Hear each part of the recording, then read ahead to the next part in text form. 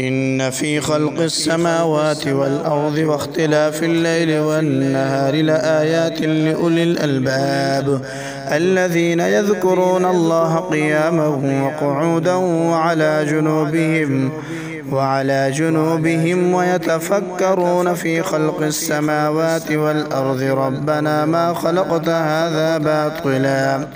سبحانك فقنا عذاب النار ربنا إنك من تدخل النار فقد أخزيته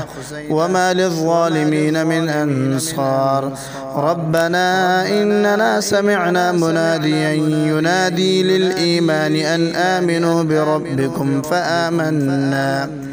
ربنا فاغفر لنا ذنوبنا وكفر عنا سيئاتنا وتوفنا مع الأبرار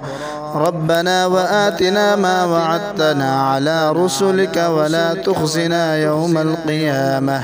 إنك لا تخلف الميعاد فاستجاب لهم ربهم أني لا أضيع عمل عامل منكم من ذكر أو أنثى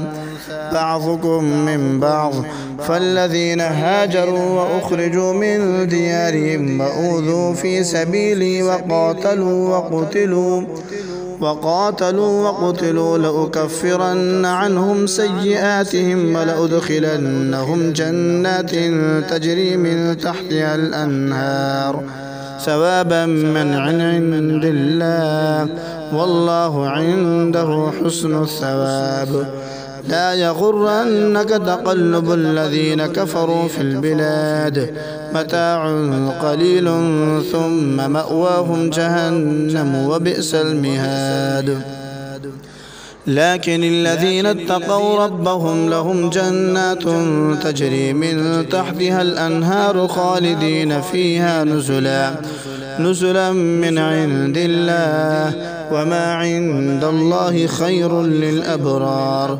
وإن من أهل الكتاب لمن يؤمن بالله وما أنزل إليكم وما أنزل إليهم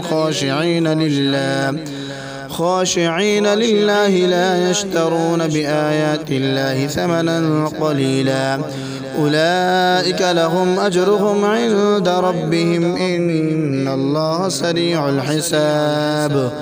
يا أيها الذين آمنوا اصبروا وصابروا ورابطوا واتقوا الله لعلكم تفلحون